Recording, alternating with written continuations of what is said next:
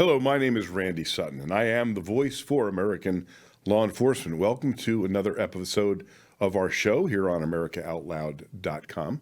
And a little bit of background, in case you have just started to tune into this show. I'm a 34-year police veteran, retired as a lieutenant with the Las Vegas Metropolitan Police Department, the author of a number of books, including A Cop's Life and the soon-to-be-released Rescuing 911, The Fight for America's Safety. And I'm also the founder of an organization called the Wounded Blue. That's the National Assistance and Support Organization for Injured and Disabled Law Enforcement Officers. www.thewoundedblue.org. Thanks so much for joining me again today. We have a great show for you. There will be a really cool guest coming on at about the halfway point to the show. But let's get right into what's happening in the world of law enforcement and all the madness that is still continuing. You know, the war on cops. I'm gonna just consider that that the war on cops is very real, and the war on cops is more than just the physical attacks on law enforcement, of which we're going to talk about in great detail here. But it's also much deeper than that.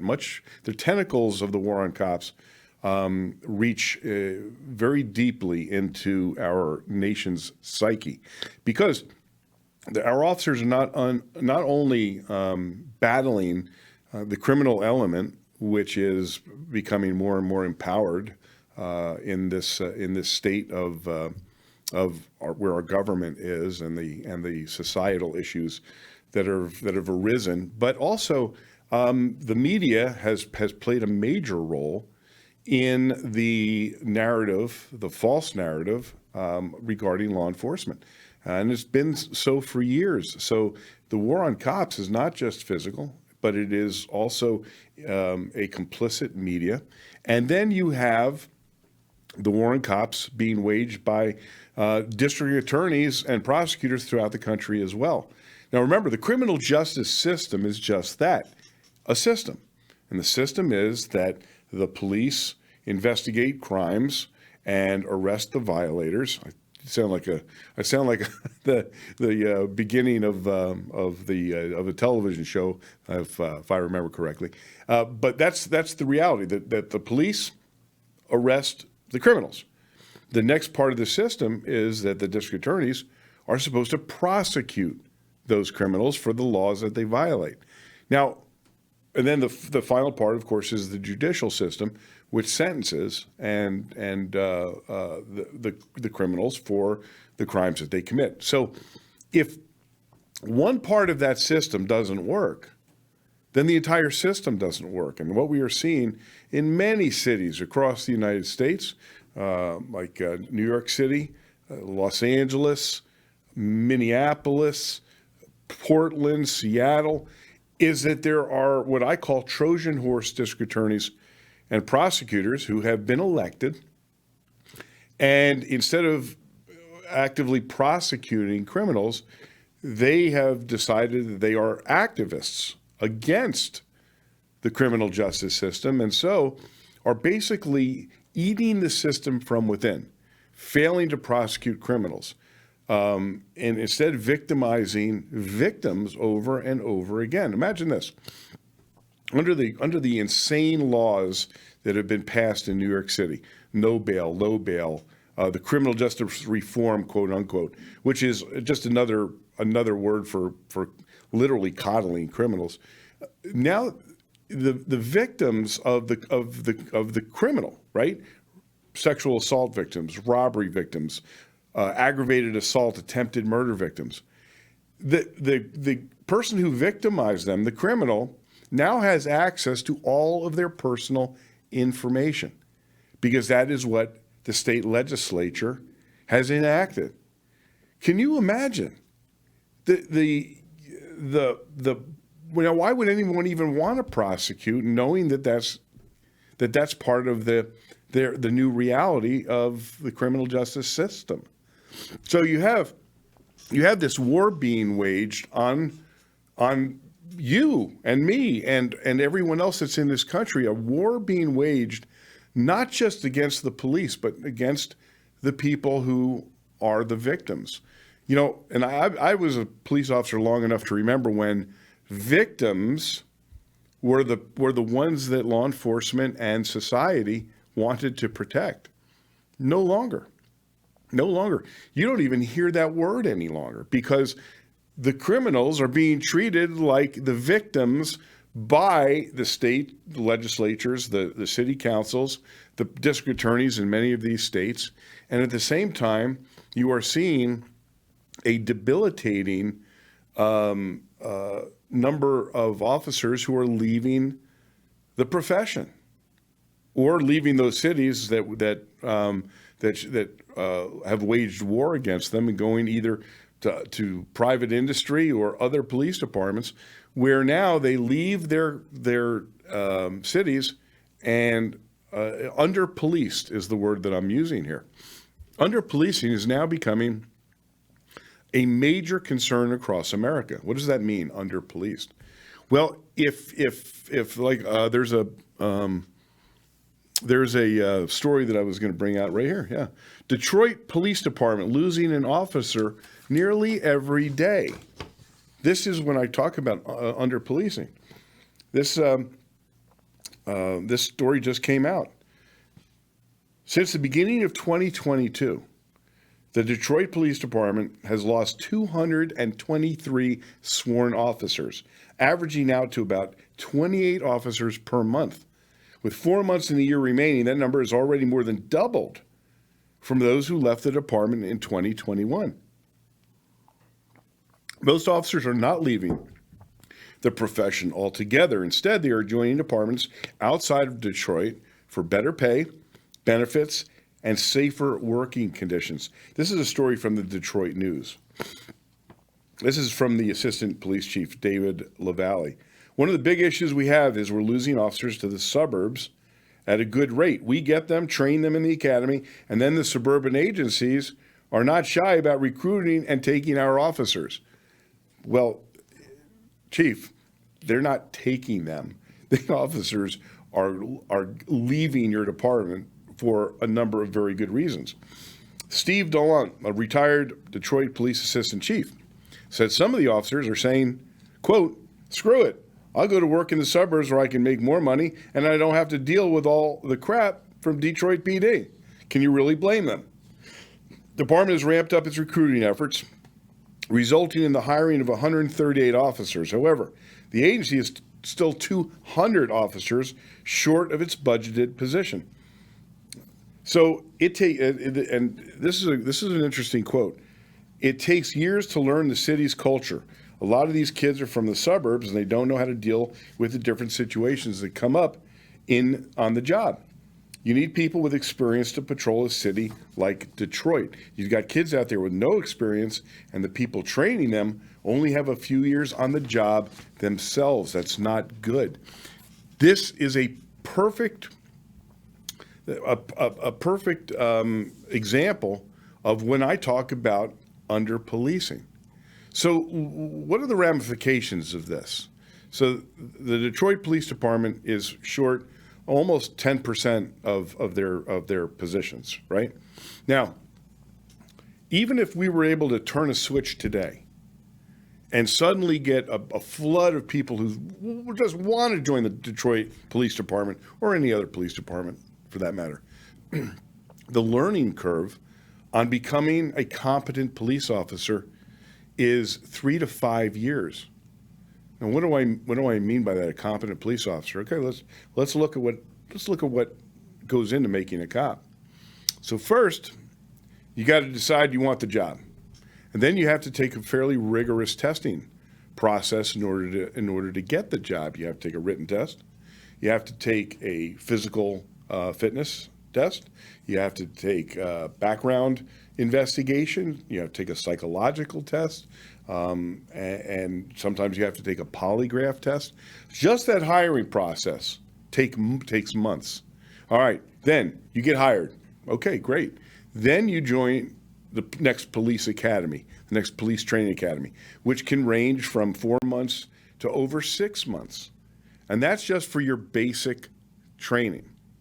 Well, then you just got the basics, right? you don't just get a gun and a badge and go out on the street and start rocking and rolling as a cop. No, you have to go through field training then. Field training usually lasts about 6 months as well. And that field training is where more experienced officers take that young recruit and help mold them into a competent police officer that can ride solo. That's the goal of being in the field training program, that you go from raw recruit to being able to competently at least know about handling your calls and your good officer safety and the ability to go out on patrol by yourself. Now, that's the bare bones. To learn to be a good cop takes years. So when I say that the competency level, you have to be on the street for a couple of years just to become competent on the job, to experience, all of the things that a police officer has to experience. The investigative process, learning how to patrol effectively, knowing the rules and regulations, the laws, the court decisions.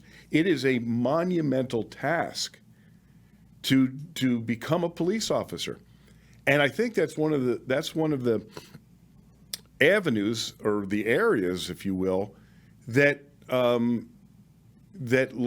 enforcement is not very good at advertising, not very good at their own PR, so to speak. I was doing a national TV show, and the interviewer was asking me, what's the biggest need of the police? And I said it's a really good PR firm, because if every American knew what policing was really like, and we as a profession could communicate that, there would be so fewer problems facing this nation, that the reality of law enforcement is much more interesting than the fiction, which is portrayed, on social media, on newscasts, where you take. What do I mean by that? So let's just say the Michael Brown incident in Ferguson. Okay, that's when I look at the historical issues at where law enforcement has become in the last few years, being demonized, being dehumanized by the media, by politicians, by people in general that are attacking law enforcement, either physically or sociologically. It's all based on the false narrative of hands up, don't shoot. Okay, that was the best misinformation, disinformation campaign ever when it comes down to the false narrative about law enforcement, where Michael Brown had done a strong arm robbery, was approached by a police officer, Darren Wilson. Of course, Michael Brown was black, the officer was white, and that became a racial incident. Like, it wouldn't have mattered who decided to do that strong arm robbery. It would have been handled exactly the same way, except Michael Brown escalated the situation when he was stopped by the police and literally tried to steal the gun from the officer. They got in a fight over the weapon. This is a life and death struggle. And Michael Brown was shot. And then he was shot again when he attacked the officer. Well, his accomplice, the suspect's accomplice, made up this story about Michael Brown was just trying to surrender and he had hands up, don't shoot. And that became the rallying cry. The biggest disinformation, misinformation campaign, bar none, when it comes down to law enforcement. And it's still reverberating today, even though it's been discovered that the whole thing was fiction. It never, ever happened. So you take all of this, and then you take police officers where recruitment is diminished to a trickle. Now retention has become a major challenge. This was this story from Detroit, and that's where under-policing takes place. We are now in a crisis in many of our cities, and it is a crisis that that is literally, we've just begun this crisis. There's a lot more coming from it. Now, what does it mean practically to you, the person who's interested enough to watch this show or listen to this radio show when it's heard on iHeartRadio? Well, what it means is that you are less safe, far less safe, because when you have fewer officers, you have fewer resources. That means when you are victimized, when your house is broken into, when you are mugged and you are relieved of your wallet and beaten on the street, there are less officers that are going to, A, answer your 911 call, if there are enough there, or to actively investigate the crime. So what we're seeing because of all this madness is the solved rates of major crimes diminishing across the country. I mean, to the point where the murder clearance rates in some cities is down to 18 and 19%. That's frightening, frightening. And this is the war on cops that I talk about it. It is the anti-law enforcement lobby, because it really truly is.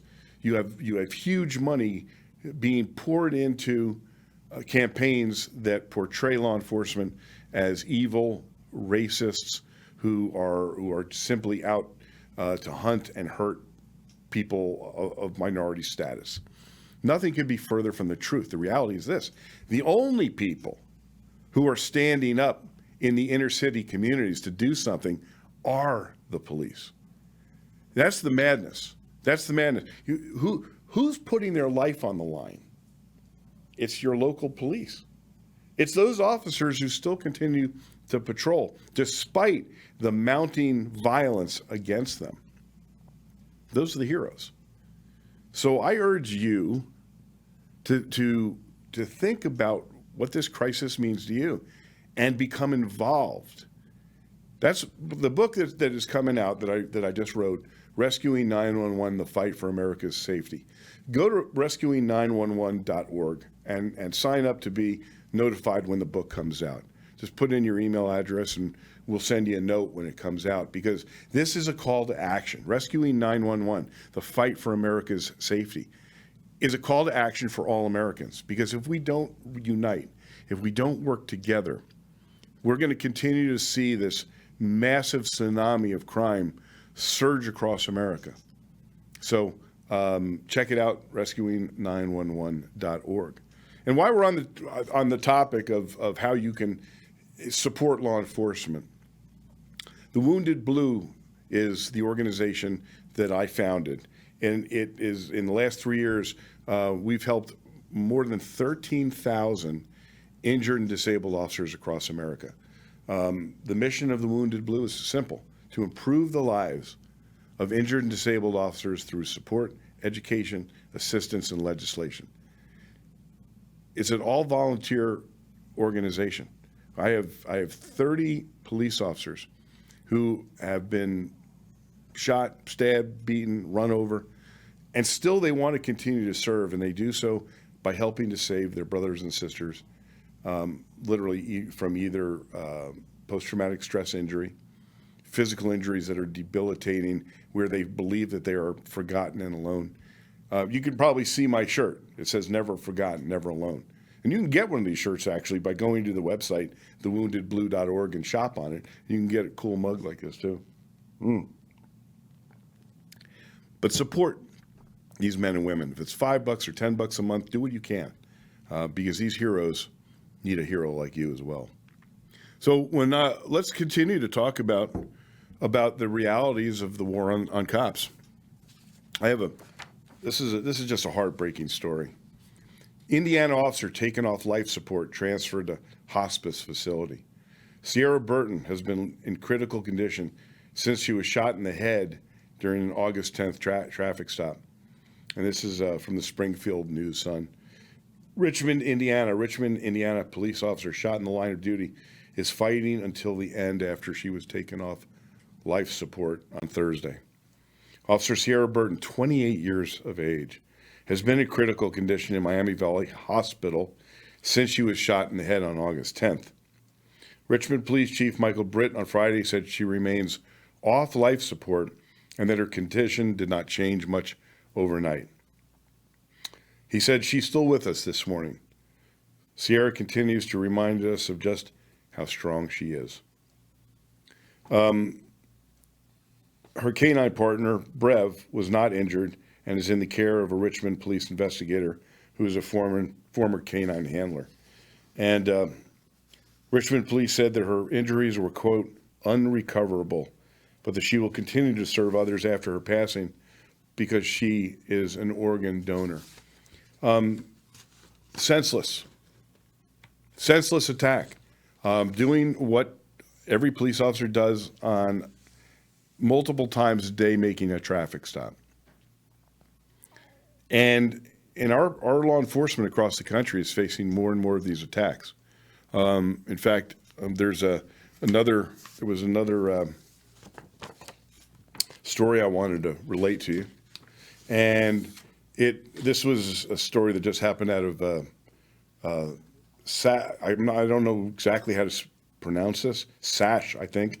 2 Sash, Texas police officers were ambushed by a man with a shotgun as they sat in their patrol car on September 2nd. Investigators said it happened at midnight outside MedPost Urgent Care. The officers were finishing up on an unrelated call when the man allegedly walked up to the driver's side of the police cruiser and fired a shotgun through the window. The officer sitting in the driver's seat was struck in the head from the shotgun blast. The second officer returned fire, striking the suspect. Both officers and the suspect were taken to an area hospital for their injuries. Ambush. Sitting in their police car, doing nothing other than finishing up on some reports.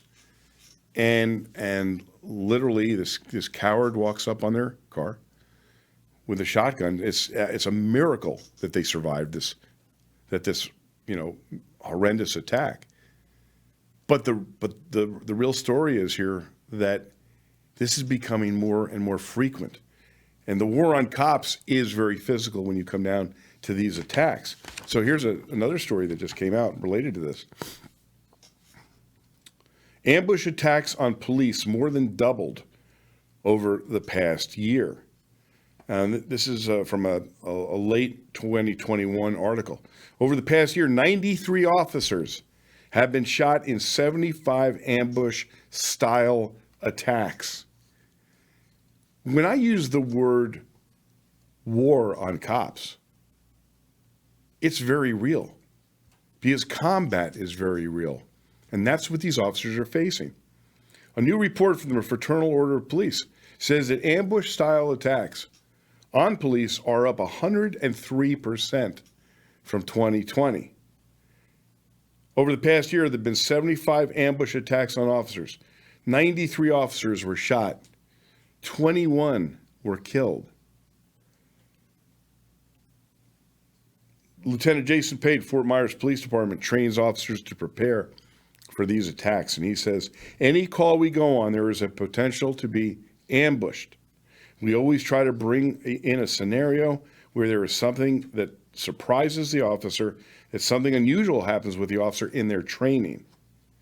Now, the FOP defines an ambush-style attack as any time an officer is shot without warning or a chance to defend themselves. You know, I just threw out some numbers to you, but I want you to think of this in the terms of human cost. Those 23 officers who were killed, the 93 more who were shot, many of whom received disabling injuries. This is the human cost. And as these attacks continue, one of the reasons, there are several reasons why these attacks are growing in frequency, and part of it is the empowerment by a broken criminal justice system, by politicians who care more about getting reelected than they do with the safety of their police and the safety of their public. Agenda-driven district attorneys who consider themselves social justice warriors in some weird, perverted way, where it's the criminal that is considered to be the victim. So when you empower criminals and there are no consequences for their crimes, you have just created an environment that is deadly for law enforcement and for you and your family. Look at what's happening in New York City. It is absolutely out of control. Now, they've lost thousands of police officers who just said, I'm done with it. They don't have enough people to patrol the subways, to patrol the streets. And when a police officer, there was an incident that happened just the other day where and it became a viral video where the police, NYPD, was arresting a guy wanted for attempted murder, a real bad guy who had a gun on him, and he fought with them. And while they're trying to arrest him and take that gun away so nobody gets killed, the suspect's girlfriend attacks the officer, one of the officers there, a detective. And he pushes her away. She comes back and hits him, and he laid her out. It was a beautiful thing to watch, quite honestly. And it was all captured on video, and she attacked him, and he was having none of it, punched her right in the face and knocked her out. You know what? Good for him. He did exactly what he should have done. But now, oh my God, the hue and cry. Oh, this officer was brutal. He needs to be fired. He needs to be disciplined. You had New York Times, you had all these news organizations decrying it as police brutality. Like he's supposed to just allow himself to be beaten by people. It's nonsense. And when he defends himself, then now he's under investigation. Well, the mayor there, who I actually think is kind of useless, Eric Adams, even though he was a cop, he wasn't much of a cop from everybody I know. But at least he has a background in law enforcement. He's actually backing this officer's actions at the moment. Now, of course, he's a politician. That could change tomorrow. But he did come out and publicly support that officer's decision to use force against an individual who was attacking him. But the madness is to listen to the comments in the media and the people that they give a voice to. Like the mother of this creature that attacked the police. Her comment was the police should never touch a woman. What? I mean, it's so blatantly ludicrous. But these are the people who the media gives the pulpit to talk about the brutal police. The cops were the ones who were in danger from this punk who was carrying a gun, who was wanted for attempted murder. But you don't hear that. And this is all part of the war on cops. So it's time that we showed our law enforcement that we support them.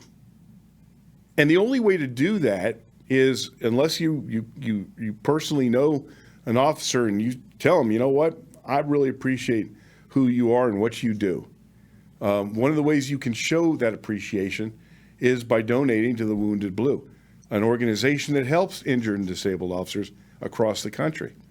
Go to thewoundedblue.org. Give $5, give $10. Do what you can. If you are a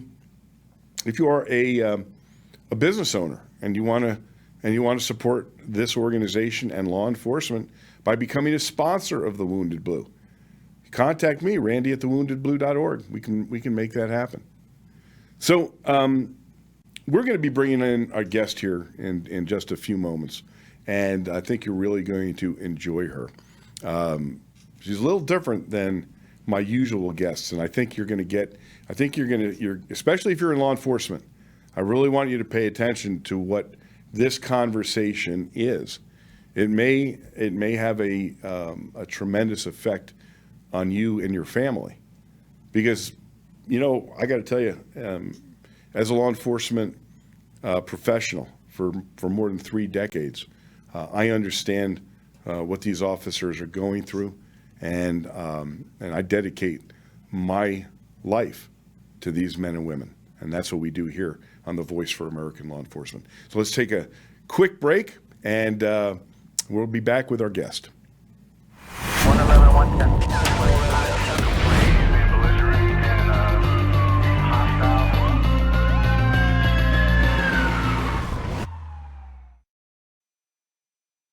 Hello, I'm Randy Sutton. I'm a retired police lieutenant from the Las Vegas Metropolitan Police Department and the founder of an organization called The Wounded Blue, a nationwide charitable organization that helps injured and disabled law enforcement officers across the country.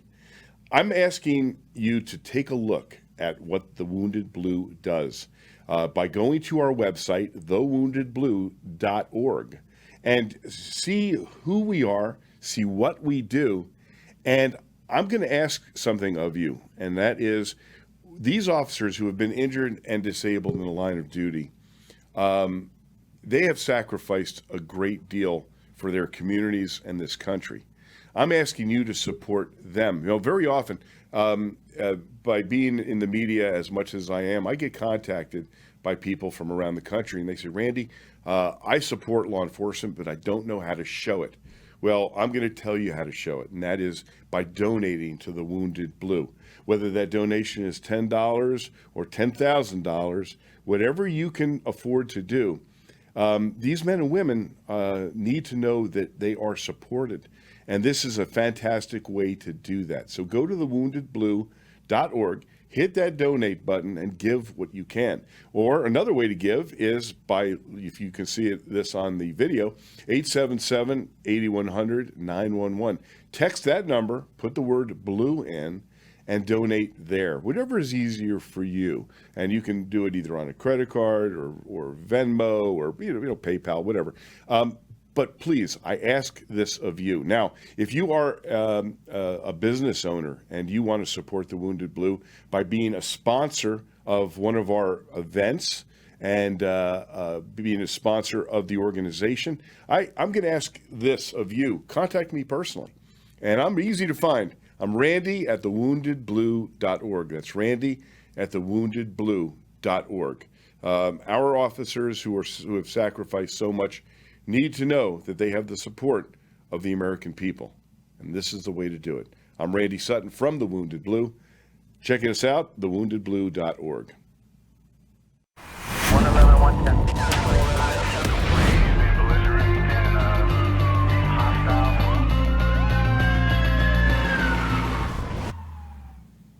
Well, we're back, and I'm going to introduce my guest to you. Her name is Laurel Langmeyer. She is known as the Millionaire Maker.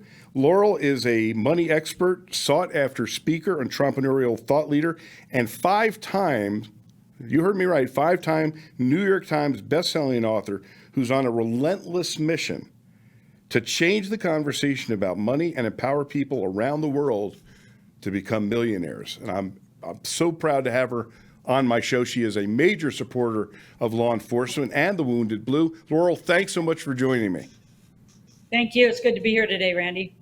So I'm going to introduce you by way of some of my my viewers and listeners are probably going, she's not the usual guest that Randy has on his shows, but I have been a law enforcement trainer for years. I was one of the jobs I had was as the head of advanced training for the Las Vegas Metropolitan Police Department. I literally have been training for years. Every officer gets hours and hours of training throughout their career on how to survive physical encounters, how to survive emotionally, criminal law, all kinds of things.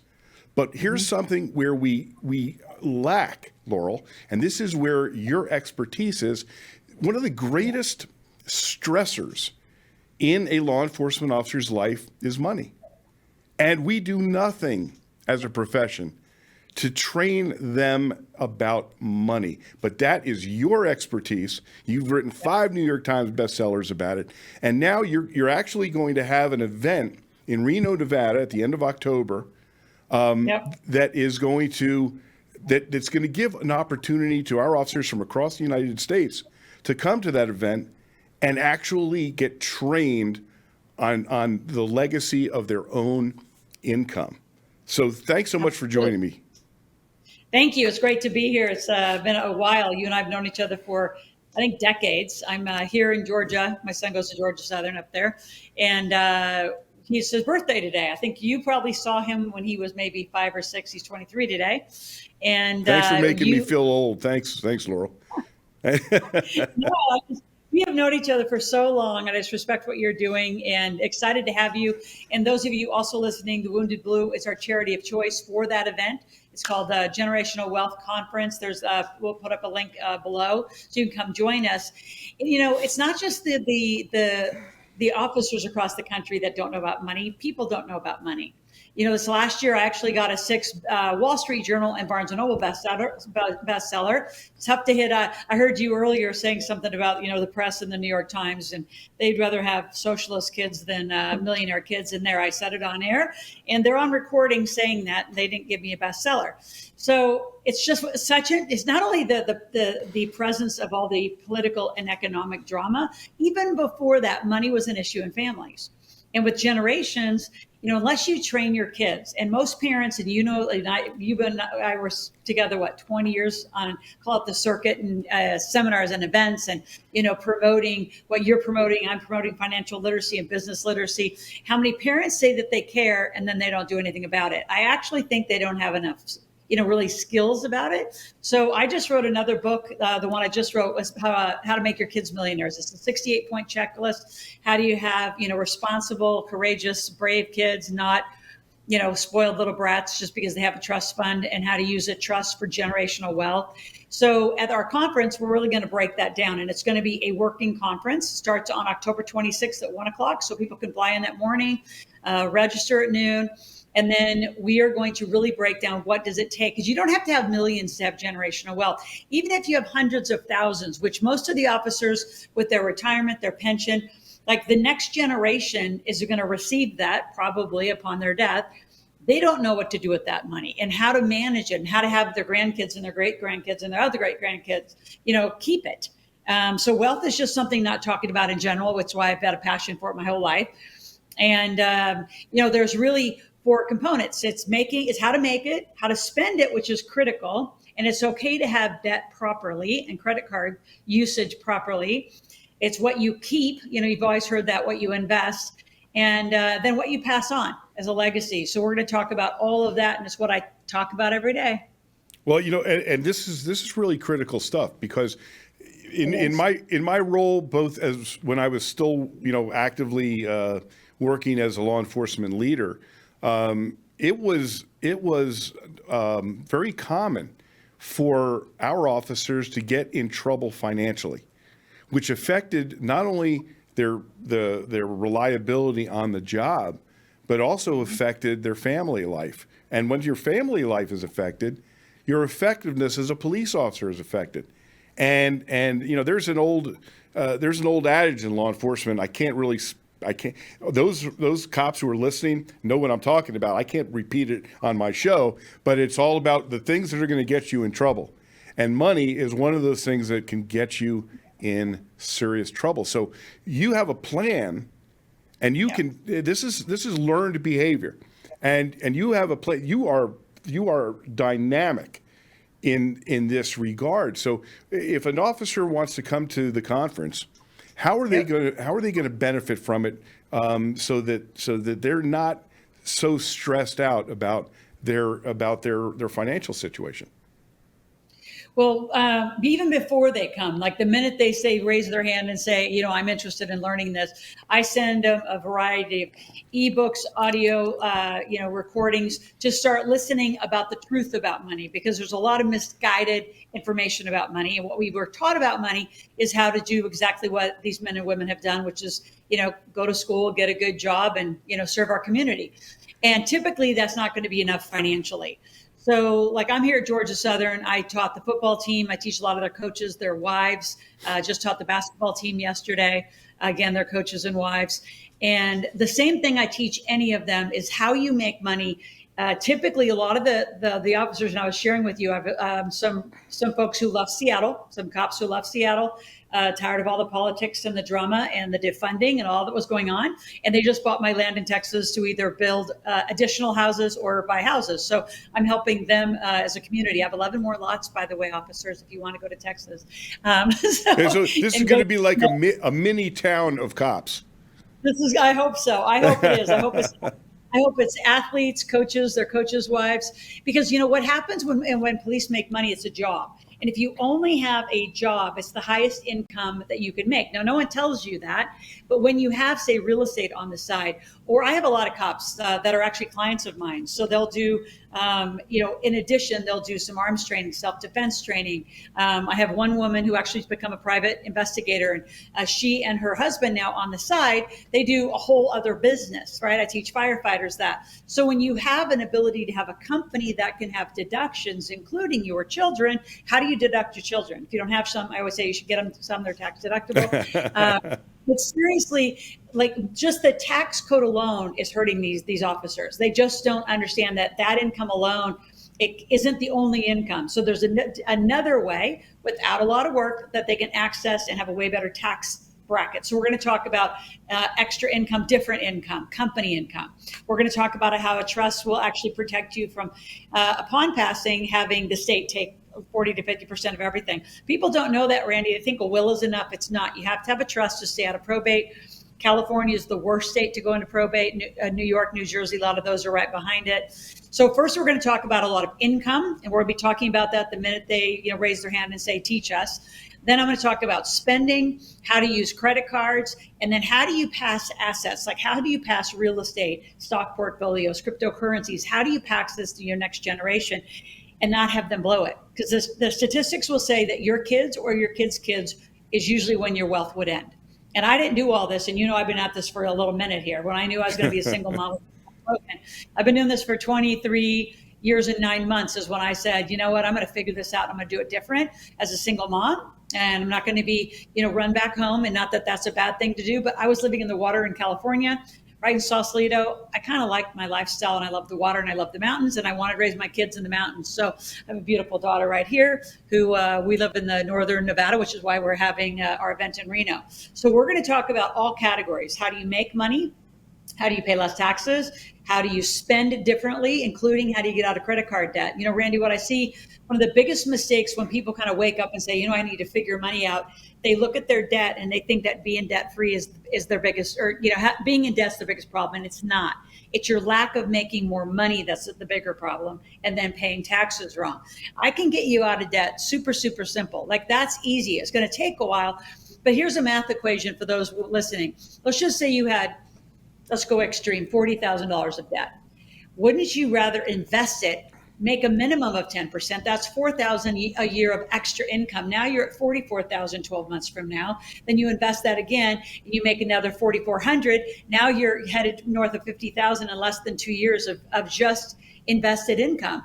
Then put yourself on a small payment plan to offload that debt. People who spend their $40,000 and get out of debt, you're out of debt, who cares? You still don't have a big nest egg.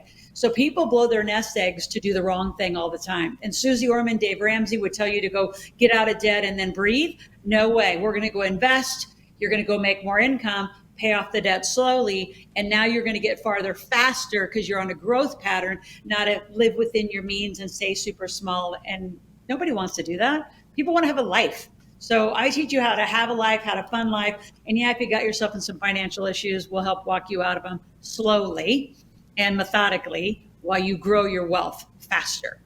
I watch basically almost every one of my coworkers, and I hear this constantly, is that we have to work extra jobs in order to make enough money to live. So you have police officers who are literally working double shifts to make that overtime, working security jobs on the side, working traffic jobs on the side, and they're not getting the proper amount of sleep. And I think what you're saying here is that you have the ability to teach these officers how to use their abilities in such a way, and their income in such a way, that they don't have to be a slave to being a laborer, basically. Correct. Correct. And they could, so I'm going to teach them how to take their same skills. I've done this for many, many, many, many officers, firefighters. I have, I love that you have the Wounded Blue, because that's, new since we've reconnected. And I've done a lot with the Wounded Warriors, and I have a lot of military folks. So that income, typically what you're taught is to use, like you said, if you don't have your ends meet, you go get another job. I'm going to teach you and your family how to have a business on the side. Use your skill sets. Like, again, self-defense. I have, CCW classes. I have guys that actually, depending on their state here in Nevada, that, they have their own, they own a gun shop. They own and sell ammo. I have one guy who actually makes ammo. And if that's totally not your jam, what else do you like to do? What do you and your family like to do? And that, when you include your family inside that business, it's going to change your family dynamic, because now you're talking about money in a healthy way. How do you make more of it versus we can't afford it and don't ask for anything? So you include them. Could it be real estate? Maybe you go find your first piece of property. If you have, a couple kids that are interested, maybe they help do the rehab. Your wife helps, organize the rehab. But together as a family, you're going to get more farther when you have a company instead of job number 2 and job number 3.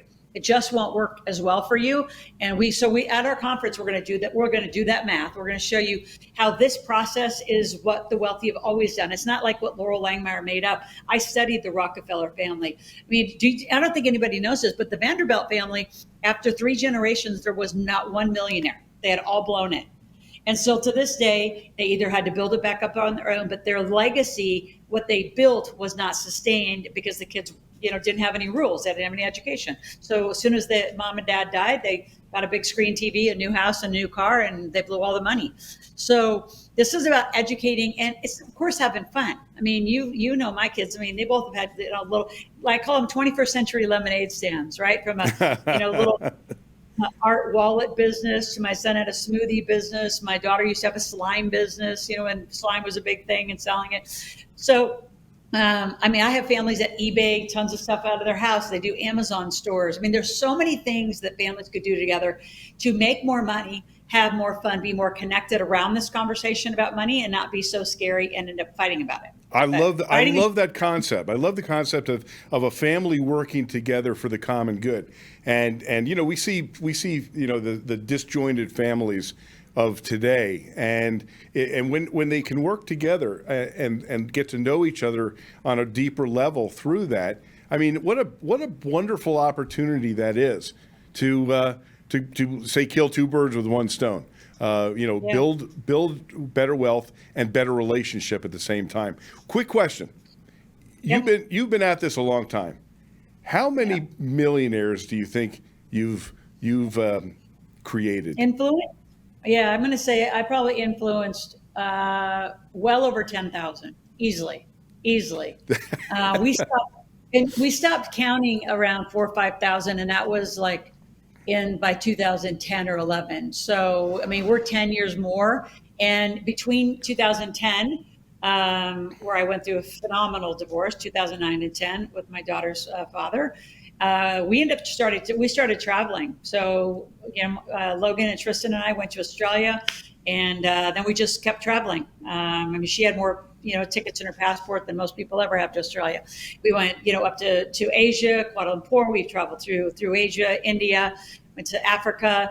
So we traveled all over the world, and all of that impact, there had to have been well over 10,000 by now. And what's interesting, Randy, is a lot of people say they want to be millionaires, but once they start creeping up on millionaire, multimillionaire status, and they really learn what I'm saying, then your need for privacy and exclusion takes over, because you don't want everyone to know, your wealth. And like you said, we're in such crazy times right now. In the highest litigation, that goes on in this country, it's crazy. So people are pretty loud about wanting to be a millionaire, but what I see is as they approach it, they don't want to be, counted as a statistic. Like, they privately will let me know, but they don't want to be, showcased. Like, oh, I'm the new neighbor that's just became a millionaire. Now, you can come over to my property, fall down and sue me. So it's interesting energy around money. Kiyosaki, who was, I was part of the Rich Dad Poor Dad team for a long time. And he always said there's 2 problems: not enough money or too much money, right?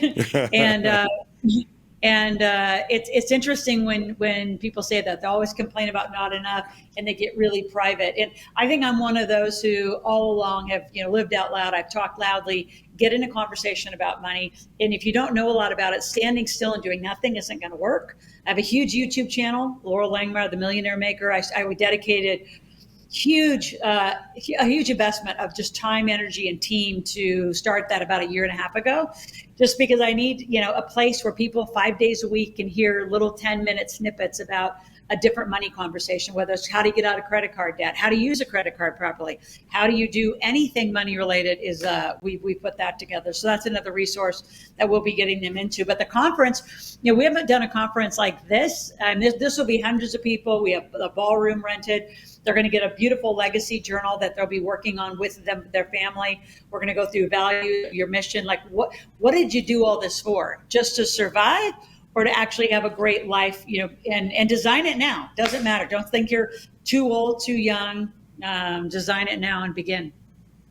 So, you said something about privacy, and I want to just slip something in here. There's a company called officerprivacy.com that was started by a police officer who realized that you can be, so much information is out there about you on the internet, and it affects the safety of your family if you're a police officer, the safety of yourself, and what you're telling me is that this concept of officer privacy, where you contact this company and they help remove the ability to find you and to find the wealth that you have, the cars that you have, and they do so, for a very, very small fee. So I always push this, officerprivacy.com. If you're a police officer or have been, you want to take a look at this and you want to contact them at officerprivacy.com, because what you're saying, Laurel, is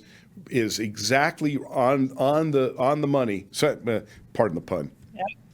No, I like that. I didn't know that. I actually appreciate that resource and glad they have it, because I could imagine an officer and money. I mean, the officers are already, under the gun in so many ridiculous cities in this country.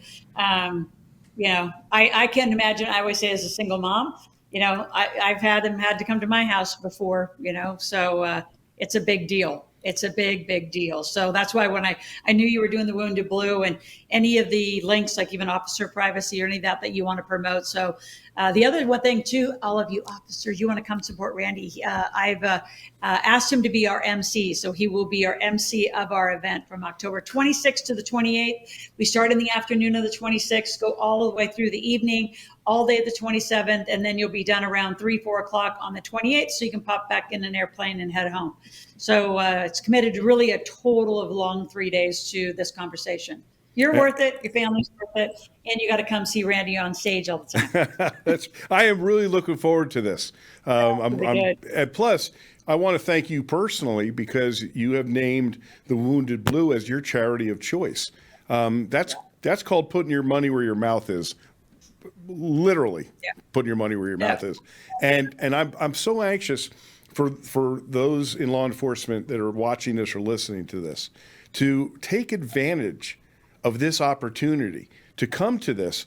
Plus, I'd love to meet you anyway, and there may be a cocktail or two imbibed somewhere along the way at this conference. I've been known to buy somebody a drink every now and then. So by all means, take a look at this. Where can they find the information on it, Laurel?